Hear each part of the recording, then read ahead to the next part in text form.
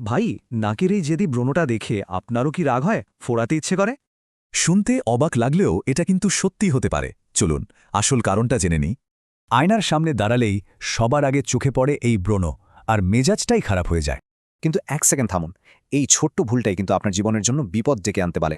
কারণ এরপর শুধু দাগ নয়, হঠাৎ মাথা ঘোরা বা হাসপাতালেও ভর্তি হতে পারে।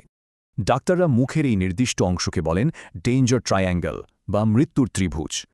কারণটা খুবই সোজা, এই জায়গার শিরাগুলো সরাসরি আমাদের ব্রেনের সাথে কানেক্টেড।